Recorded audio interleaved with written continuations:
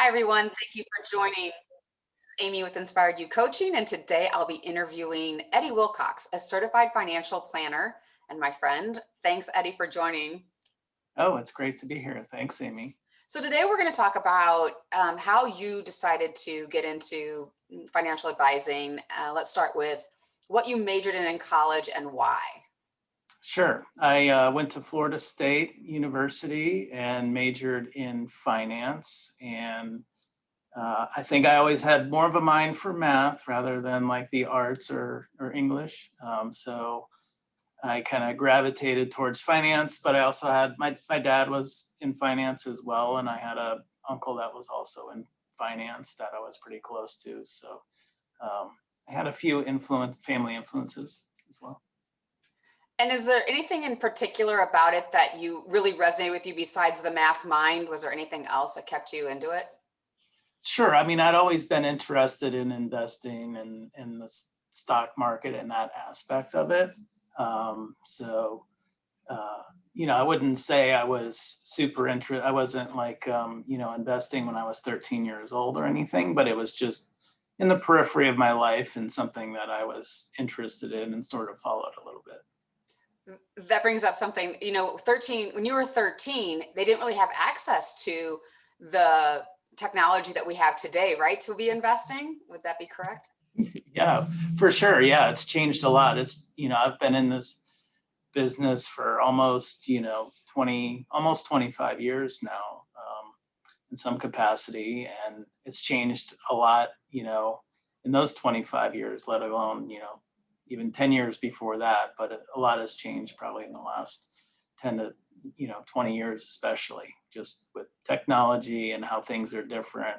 One of my summer intern jobs once, I worked at a call center for American Express financial advisors. And one of my jobs was just to give out stock quotes on the phone, right? People had to call up the 1-800 number, and I would get the same calls every week asking for, hey, what's the quote for, Disney every week? And because that was how people, you could wait for the paper to come in the mail, but the internet was probably still in its infancy, right? People weren't just pulling that stuff up on their computers every day. It's amazing when I'm interviewing different people in these for my channel, how technology has really impacted each of their careers. I just interviewed someone in real estate, and they used to have to carry around big books with all the listings, and they would be outdated by the time. And now it's like boom, boom, boom. Let me just show you on the iPad or something. So, Yeah, absolutely. so let's talk about what it takes to be a financial advisor. What type of education do you need? Sure. Well, just on a basic level, right? There's kind of two tracks. I work for an independent advisory firm, and so we're not a broker dealer. And so everybody that is registered to be an advisor with this firm at a basic level has to pass what's called the Series 65. And it's just kind of a broad-based exam that lets you actually give your clients investment advice of some kind. But there's, a myriad of different exams. A lot of folks that work for a brokerage firm, the Series 7 is a popular one that is kind of analogous probably to the Series 65 for an independent advisory firm that's not a broker, though. Yeah, let's kind of talk about that too. So, because I know you work for an independent, let's talk about what the ones that are, you just mentioned their names. Uh, Oh, just like a brokerage firm, or? Brokerage firm. Is that Yeah, like a Charles Schwab, Merrill sure. Lynch? Yeah, that could be Charles Schwab or Fidelity or Morgan Stanley or Merrill Lynch, right? Or brokerage houses. And, I think this business is evolving a lot too. So how it was organized 25 years ago is probably different than it is today, and it keeps evolving.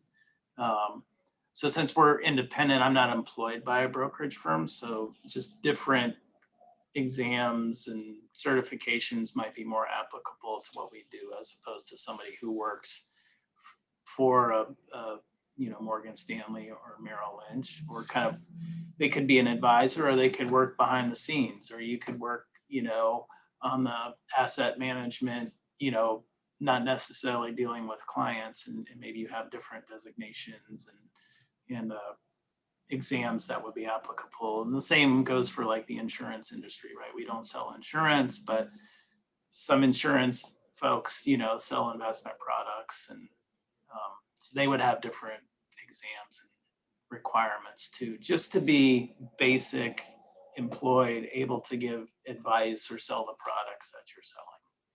What did you do after college? How did you start? I went to work for Northern Trust in Atlanta, and I worked in their 401k department. So the same story I was talking about before. I sat in a call center and we answered people's questions about their 401k plans in the late 1990s. And a lot of people, that's how they would transact, is call up the 800 number and ask people like me, hey, I need to, I want to change my investments, or I have a question about my plan, or I want to take a loan. But they would do all that over the phone. Interestingly, one of our clients was Enron when I worked at Northern Trust. That is very interesting. For the kids that are watching this, they have no clue what that means. They don't know what Enron is. But Google it. Trust me, it's a good story. So let's talk about then like kids today, because we're really trying to advise kids today who are interested in this. What are the opportunities out of college for them? Yeah.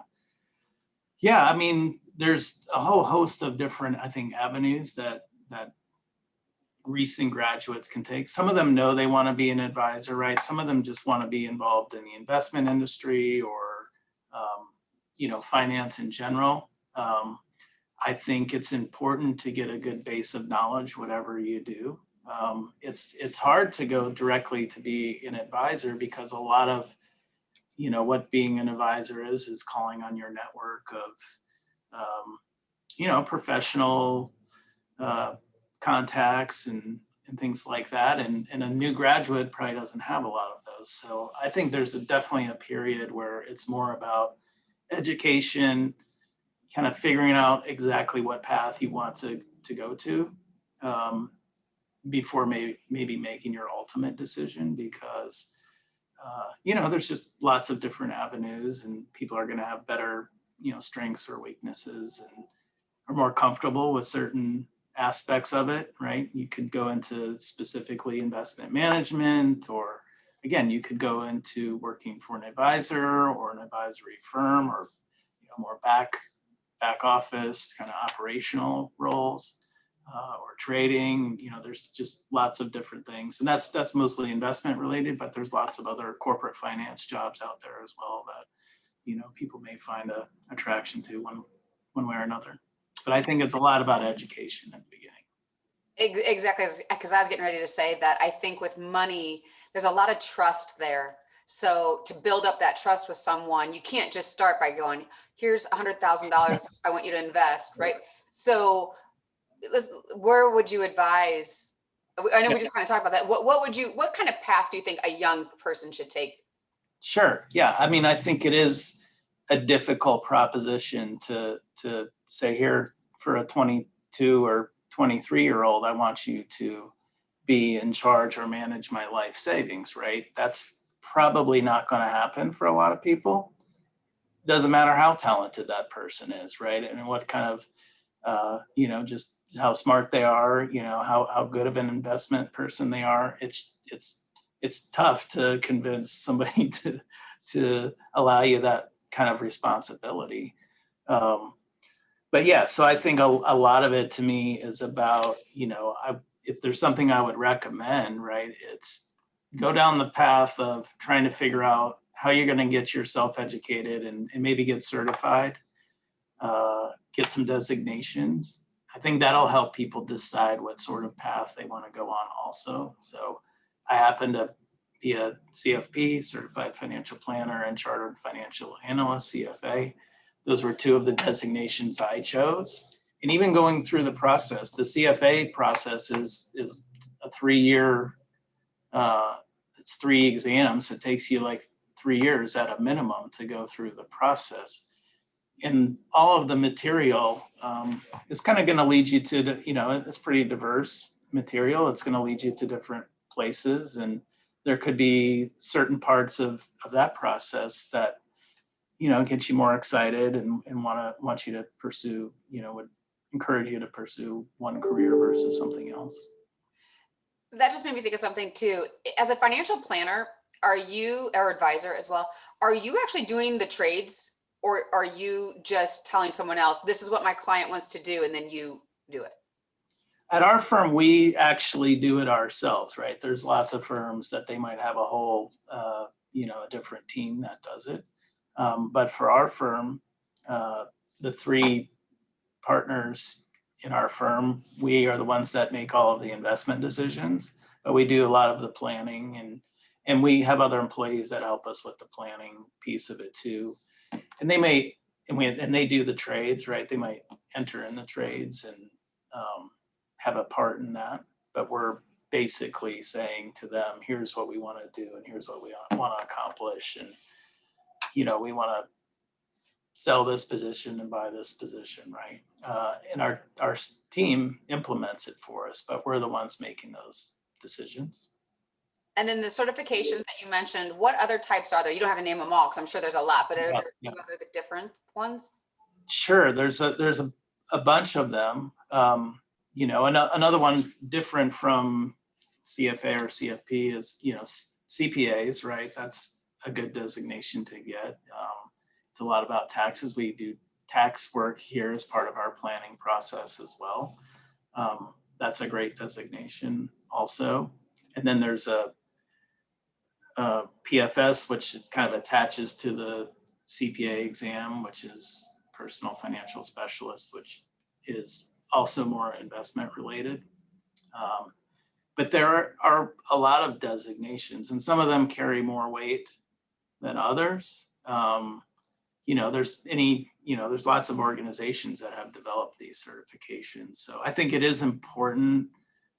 Another good one is Chartered Financial Consultant is one. There's one specifically for like working with retirement plans, so more like more 401k providers, and helping participants and plan sponsors deal with those. But it's important to do your research and make sure you understand which ones are going to help you the most. There's probably a good, something good about achieving a credential, whatever it is, but you do want to make sure that you're choosing something that the industry as a whole, right, accepts as a good and important designation. Yeah, so a friend of mine's son, who's I think 19, 20, is very interested in the stock market. And I didn't know where to send him to say, look at this. So somebody who's just interested in the stock market and maybe not planning for someone, what would you recommend that path be?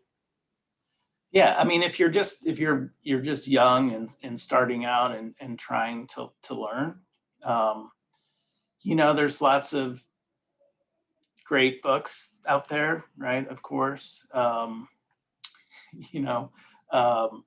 people can read. I think two under-regarded, resources are something simple like the Wall Street Journal and the New York Times business page, right?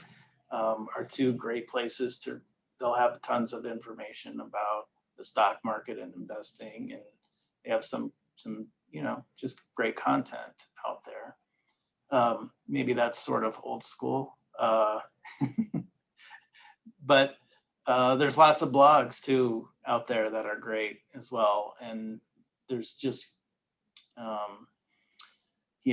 follow Josh Brown's blog, and it's just great content on his page, and his company has, they're almost like professional bloggers, all of them at their firm. So there's lots of good resources. And speaking of education, do you have to keep up your certification every couple of years, or how does that work?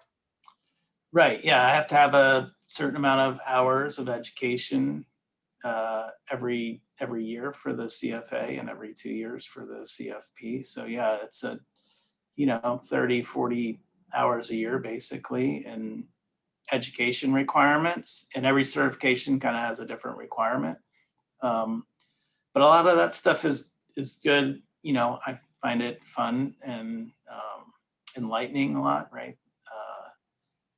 it's just good content that you're getting exposed to. A lot of times it's just doing the things you want to do anyway is getting you credit.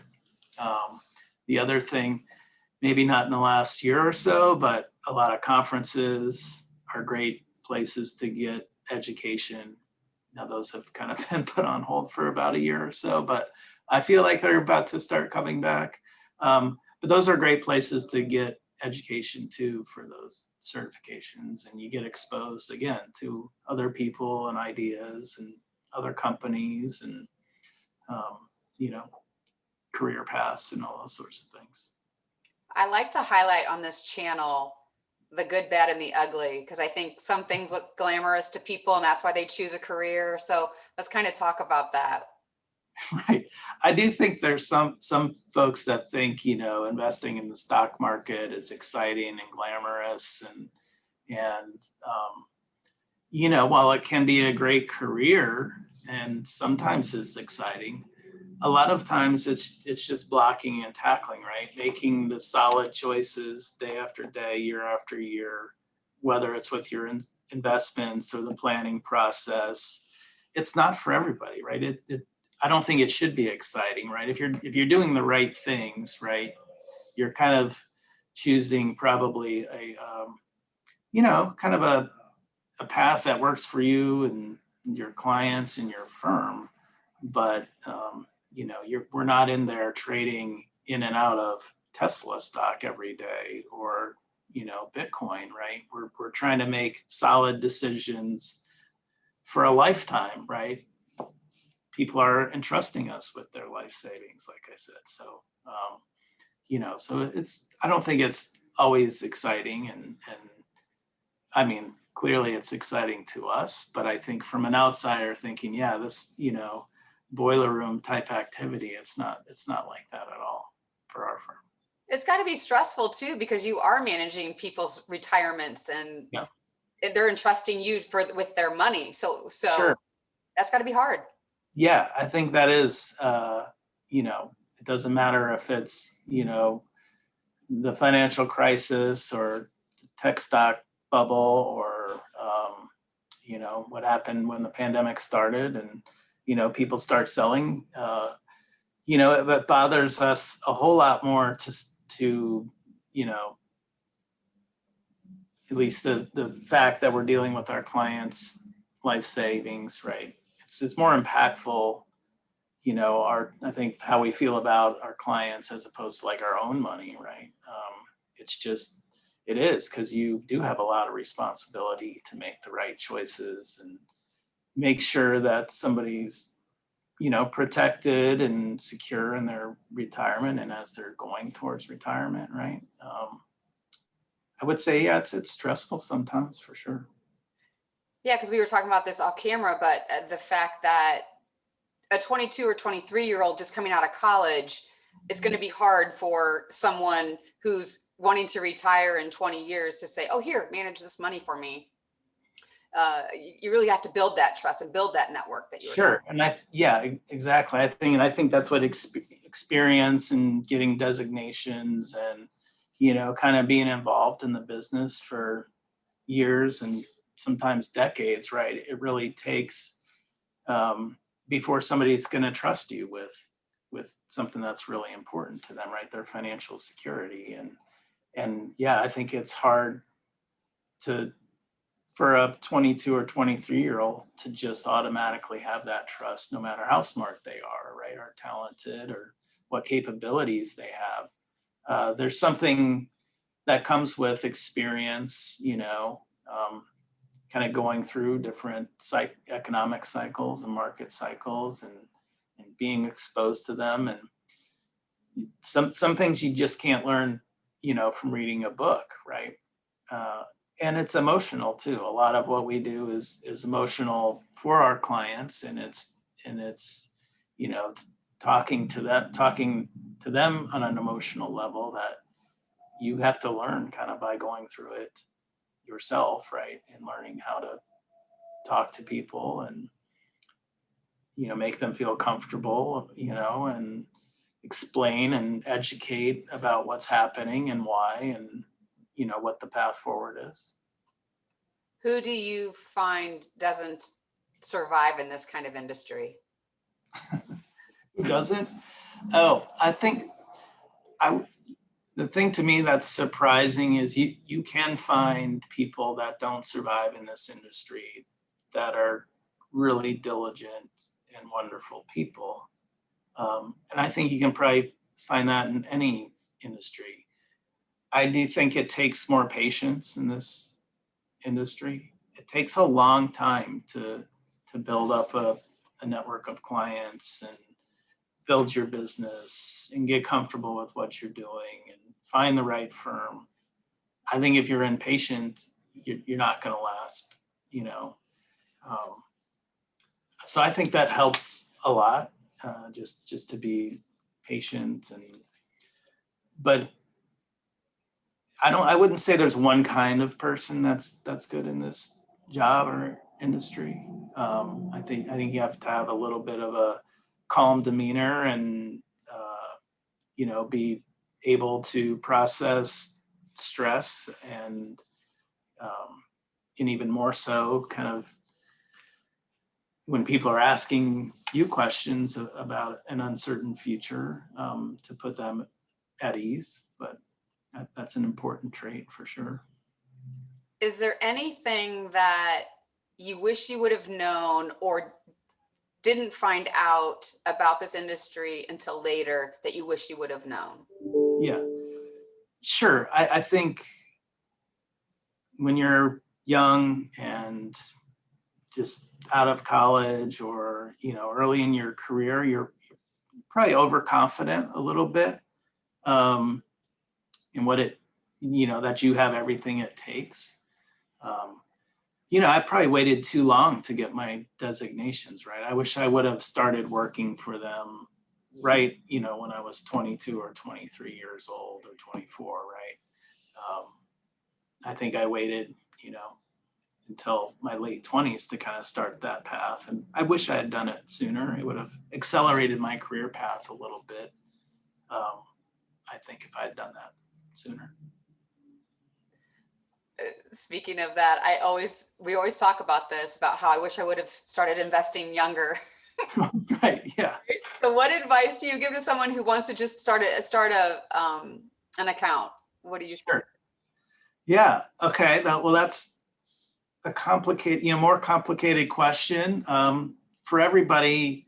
Just starting investing and saving money, right, and putting it away and getting used to that. And one thing I like to educate people who are just starting out, it's like the first, people think about it, okay, here's what my lifestyle cost, and I'll just save whatever is left over, right? That's probably what I did, and probably what you did, although I think Amy's a diligent saver. But I think you should flip that around, right? You should say, the first thing I'm going to do is save, we like to encourage people to save 15% of their income or save something and then spend the rest, right? To me, that's the smart way to go about it. It's choosing what you want to save first and then spend the rest of it, right? And use the rest for your lifestyle and for your, apartment and car and all the things that people want starting out in life.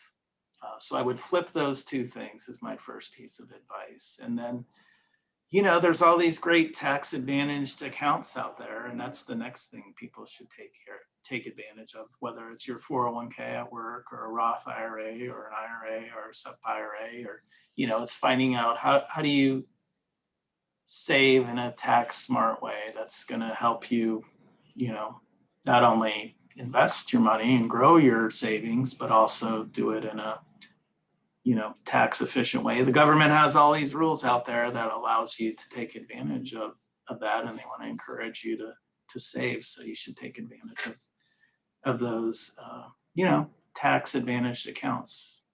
Those are the first things you should do. And the younger, the better. I always encourage my niece and nephews to try to do that. And it's easier said than done, but that's a piece of wisdom I wish I would have done when I first got my first paychecks, because if you don't see it, it's out of sight, out of mind, and then you just build on that. And now with direct deposit, it's so much easier than having to go back to the bank back in the Yeah. day. Yeah, it's just automatic, right? You set it up, whether it's through your paycheck or it just comes out of your checking account every month or every pay period. Um, it's an easy way to do it, and it's addictive. Once you see it accumulating, it is addictive, and you want to keep going, and you realize you're going to get closer to your goals and financial security faster the earlier you start. And if you wait 10 or 20 years to start, you're going to have to save twice as much, right? That's the math, right? You're going to have to save a lot more if you wait to start. So let's then end this with, what's the best thing about your job? What's the best thing? The best thing is working with great people, right? You know, our firm we've had a lot of fortunate success, and we've grown a lot, and we work with lots of wonderful people who are business owners and entrepreneurs and teachers and firefighters and all sorts of, right? They're doctors and lawyers too. Across the spectrum, they're just really good people to work with and work for. And it's fun to get to know lots of people with different perspectives and mindsets. And I think that for me is definitely the best part, is kind of just getting to know lots of different people.